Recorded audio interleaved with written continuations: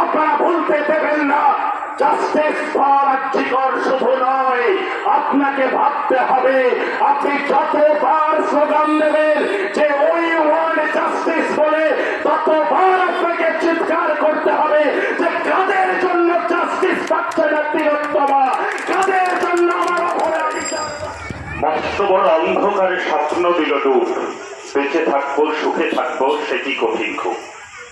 হ্যাঁ বন্ধু, আমরা যারা এই সমাজে বাস করছি সেই কবির ভাষাকেই ভেবে বলতে হয় যে আমরা বেঁচে থাকবো কিনা, আমরা মাথা উঁচু করে বাঁচতে পারবো কিনা, সুখে থাকবো কিনা, দুবেলা দুমুঠো অন্ন খেয়ে বেঁচে থাকতে পারবো কিনা, এই প্রশ্নগুলো প্রতিদিন আমাদেরকে নাড়া দেয়। আর নাড়া দেয় বলেই একজন নাগরিক হিসাবে নিজের অধিকারের কথা বলতে, বিচারের দাবিতে, জাস্টিসের স্বরকে আরো আরো উঁচুতে নিয়ে যেতে আমাদের রাস্তায় নামতে হয়, আমাদের সংগঠিত করতে হয়।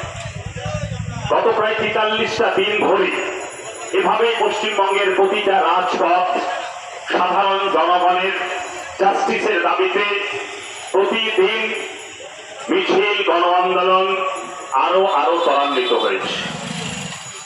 আমাদের কথা যারা শুনছেন, কতগুলি কথা তাদের সঙ্গে শেয়ার করে নিতে চাই, কারণ এই সময়ে আপনারা প্রত্যেকে নিজের নিজের জায়গা থেকে এই আন্দোলন, এই লড়াইয়ের একটা একটা শরীর।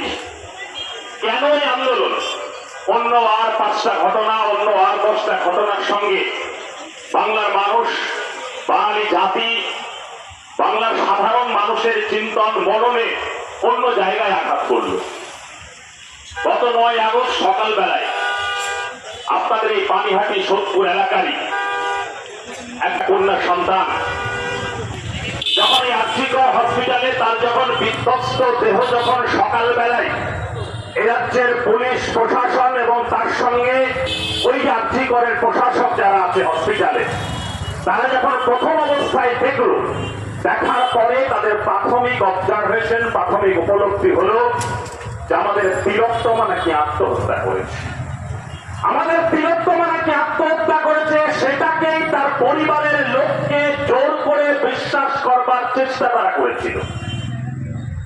কিন্তু তারপরে প্রতিদিনের যে ঘটনাক্রম, সেই ঘটনাক্রম থেকে একটা জিনিস প্রতিদিন স্পষ্ট হয়েছে যে আমাদের এই তিলোত্তমা, আমাদের অভয়ার সেই 9 তারিখ সকালবেলার বিধ্বস্ত দেহ দেখে কারোর এ বিষয়ে দ্বিধাদ্বন্দ্ব থাকার কোনো কারণ ছিল না যে তিলোত্তমা আত্মহত্যা করেছিল।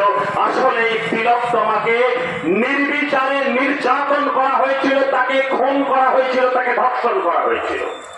আমরা ভাববো না স্বাধীনতা এতগুলো দশক পার হয়ে একটা রাজ্য, তার পুলিশ প্রশাসনের সিস্টেম, যে হাসপাতালে তিনি একজন শিক্ষার্থী হিসাবে যেখানে কাজ করতেন, সেখানকার প্রশাসক কাকে আড়াল করতে, কার মাথায় ছাতা ধরবার জন্য সেটাকে আত্মহত্যা বলে চালাবার চেষ্টা করেছিল। বাংলার সাধারণ মানুষের কাছে এই প্রশ্নটা বারবার সেই 9 তারিখ থেকে দেখা গেছিল। আমরা দেখেছি যারা এই পশ্চিমবঙ্গে বর্তমান যারা প্রশাসক পরিচালনা করেন, হতে পারে রাজ্যের সর্বোচ্চ প্রশাসক, হতে পারে পুলিশ প্রশাসনের সর্বোচ্চ প্রশাসক যিনি আছেন, তাদের প্রতিদিনের যে সমস্ত বক্তব্য, সেই বক্তব্যগুলোর মধ্য দিয়ে উঠে এসেছিল আমাদের তিলোত্তমা যাতে ন্যায় বিচার না পায় তার প্রতিটা রাস্তা তারা তৈরি করে দেওয়ার চেষ্টা করেছিল। সেই জায়গায় দাঁড়িয়ে থেকে গোটা বাংলার সাধারণ মানুষ, বিশেষ করে যারা অর্ধেক আকাশ আমার মা বোনেরা, গত 14 তারিখ রাস্তায় নেমে রাজপথ দখলের মধ্য দিয়ে বলে দিয়েছিল যে বাংলার বুকে ঘটে চলা প্রতিটা নির্যাতনের ঘটনা, প্রতিদিন যে হিসেব আমরা প্রতিদিন কষেছি, সেই পার্কস্ট্রিট থেকে শুরু হয়েছে। আপনার উত্তর 24 পরগনার কামদুনি হতে পারে, আপনার উত্তর 24 পরগনার মধ্যমগ্রাম হতে পারে, সুদূর উত্তরবঙ্গের ধূপগুড়ি হতে পারে, এই অজস্র ঘটনাগুলোর সম্মিলিত কণ্ঠ যে we want justice, we demand justice, এই আর্জিকরের তিলোত্তমার মধ্য দিয়ে বাংলার বুকে আছড়ে পড়েছে। প্রতিদিন প্রতিনিয়ত সাধারণ জনগণ তাদের উদ্বেলিত কণ্ঠ শুধু রাজ্যের সীমানা নয়, দেশের সীমানা ছাড়িয়ে পড়েছে একদিকে দাঁড়িয়ে যারা ভারতবর্ষের বাইরে যে সমস্ত মানুষ আজকে পশ্চিমবঙ্গকে নিয়ে ভাবছেন যে পশ্চিমবঙ্গের বুকে আমার মা বোনেদের কোন নিরাপত্তা নেই। আজকে আমরা বাঙালি হিসাবে আমরা যারা বাংলায় বসবাস করি, যে বাংলা বারে বারে বাংলার প্রগতিশীল কণ্ঠ, বাংলার প্রগতিশীল জনগণ, যেখানে নারীর অধিকারের কথা, সাম্যের কথা যুগে যুগে বলে এসেছে, যে রামমোহনের বাংলা, বিদ্যাসাগরের বাংলা, রবি ঠাকুরের বাংলা, কাজী নজরুলের বাংলা, সেই বাংলা আজকে ভারতবর্ষের অন্য প্রান্তে, বিশ্বের অন্য প্রান্তগুলোতে নতুন করে পরিচিত হচ্ছে যে বাংলার বুকে দাঁড়িয়ে আমার মা বোনেদের নিরাপত্তা নেই, আজকে বাংলায় আমার অভয়া তিলোত্তমাদের নিরাপত্তা নেই। এই জায়গায় দাঁড়িয়ে থেকে একদম কলকাতা থেকে কোচবিহার পর্যন্ত, সুন্দরবন থেকে একদম দীঘা পর্যন্ত সাধারণ মানুষের কণ্ঠ, সাধারণ মানুষের স্লোগান প্রতিদিন রাজপথে আছড়ে পড়েছে। আমরা তো এই চিত্র দেখেছি, আপনারা পানিহাটির মানুষ দেখেছেন, গোটা বাংলার মানুষ দেখেছেন, যে কোশমিন গানে যে মানুষটা কোন মিটিং এ হাঁটেনি, কোন মিছিলে হাঁটেনি, কোন শ্রোতা, কোন বক্তব্য কারো শোনেনি, তথাকথিত রাজনীতি নিয়ে যার কোন রকম আগ্রহ নেই, সেই মানুষও এই উই ওয়ান্ট জাস্টিস, যে আমার স্বর তোমার স্বর, আর্যিকর আর্যিকর, এই স্বরের সঙ্গে নিজেকে একাত্মতা করেছে।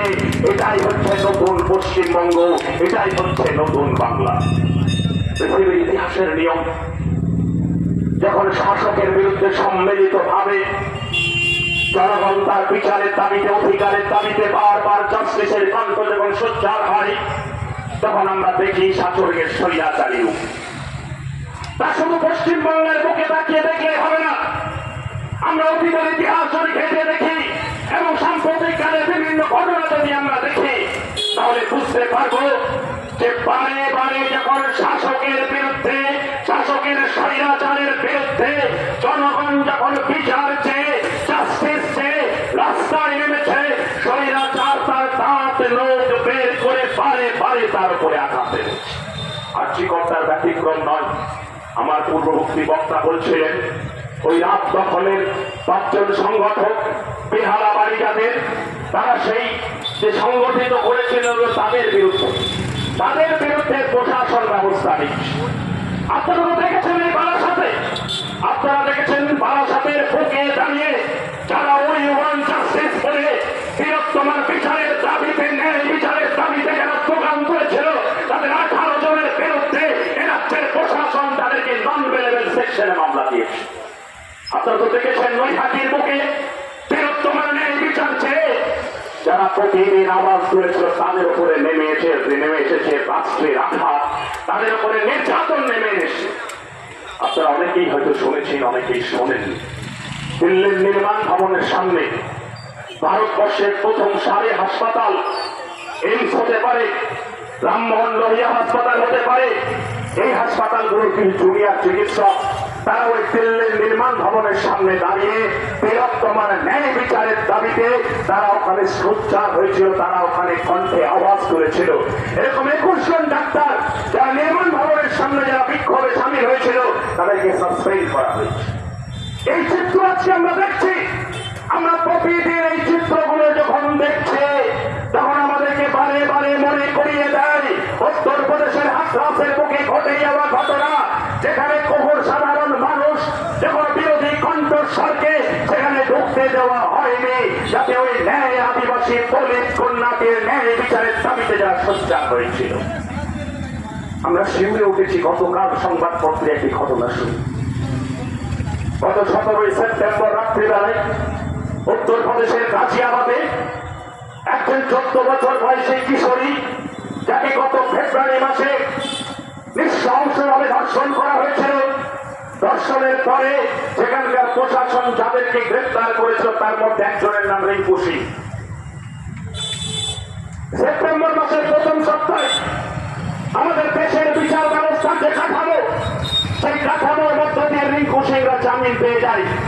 17ই সেপ্টেম্বর রাত্রিবেলায় গাছিয়াবাদের রাস্তায় যখন ওই 14 বছরের কিশোরী তার ভাই এবং তার মায়ের সঙ্গে রাস্তায় যাচ্ছিল, পয়েন্ট ব্ল্যাঙ্ক রেঞ্জ থেকে গুলি করে ওই কিশোরীকে খুন করেছে ওই যে ধর্ষক, যাকে ফেব্রুয়ারি মাসে ধর্ষণ করার তাই যে জেলে বন্দী ছিল।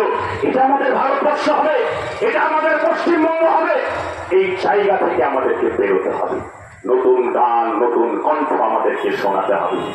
যে গান নতুন কণ্ঠের গান প্রতিদিন প্রতি মুহূর্তে ভারতবর্ষের বিভিন্ন প্রান্তে হতে পারে, পশ্চিমবঙ্গের বিভিন্ন প্রান্তে হতে পারে, নতুন করে আন্দোলিত হচ্ছে। কখনো নজরুলের সেই কারারে লৌহ কপাট দিয়ে, কখনো কেউ গাইছে উইসাল ওভারকাম, যে আমরা জিতবো এই স্লোগান দিয়ে। হ্যাঁ, আমাদেরকে জিততে হবে, আমাদেরকে জিততে হবে।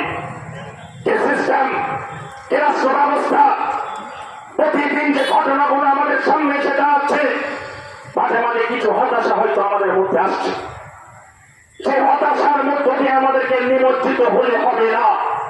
যারা আমাদের হতাশার মধ্য দিয়ে নিমজ্জিত করে দিতে চাইছে, হতাশার কালো মেঘে আমাদেরকে পুঞ্জীভূত করে দিতে চাইছে, তারা অনেকে বুঝিয়ে দিতে চাইছে যে অতীতের অনেক ঘটনার মতো আর্থিকরের তিলোত্তমার বিচারের পানীয় নীরবে নিভৃতিতে কাঁদবে, বিচার পাবে না। সামনে বাঙালির সব থেকে বড় উৎসব দুর্গোৎসব আসবে। বাঙালি আবার সেই উৎসবে মেতে উঠবে। আবার হয়তো আর্থিকরের ঘটনাও হয়তো আর 5টা কান্দুরি পার্কস্ট্রিটের মতো আর একটা ঘটনা হিসাবেই থেকে যাবে। না, বাংলার মানুষ, বাংলার সাধারণ মানুষ, আপনারা যেন সংগ্রামী জনতা, আপনারা ভুলতে দেবেন না। জাস্টিস ফর আর্থিকর শুধু নয়, আপনাকে ভাবতে হবে আপনি যতবার স্লোগান দেবেন যে ওই ওয়ার্ড জাস্টিস বলে, ততবার আপনাকে চিৎকার করতে হবে যে কাদের জন্য জাস্টিস পাচ্ছে না তিলোত্তমা, কাদের জন্য আমার অভয়া বিচার পাচ্ছে না। ততবার এই প্রশ্নগুলো খুঁজতে হবে, ততবার প্রশ্নগুলো খুঁজতে হবে। টালা থানার ওসি অভিজিৎ মন্ডল কার নির্দেশে ওই কাজগুলো করেছিল, কার নির্দেশে সন্দীপ ঘোষের এত বড় ক্ষমতা হয়, যে কার সাহসে অভিজ্ঞ বিরূপাক্ষ বিশ্বাসের মতো ডাক্তাররা সকালবেলায় সেমিনারে ঢুকে পড়ে, কার এত সাহসে প্রাক্তন কলকাতা পুলিশ কমিশনার বিনীত গোয়েল, যে আপনার মনে থাকবে স্টেটমেন্ট দিয়েছিল যা যা পুলিশের কার্যকলাপ হয়েছে সবকিছু আন্ডার হিজ কমান্ড বলে তিনি বলেছিলেন। তাহলে বিনীত গোয়েলের শুধু সাসপেন্ড নয়, ওই বিনীত গোয়েলের কমান্ডে যদি তিলোত্তমার ন্যায় বিচারের তথ্য প্রমাণ লোপাট হয়ে থাকে, এই বিনীত গোয়েলের মতো যত মুখোশধারীরা আছে এই সমাজে আপনার আমার সঙ্গে মিশে যারা শাসকের প্রভূত ক্ষমতার অধিকারী, তারাই হচ্ছে আসলে তিলোত্তমার ন্যায় বিচার থেকে প্রতিদিন জনগণকে দূরে সরিয়ে দিচ্ছে। সেই তাদের বিরুদ্ধে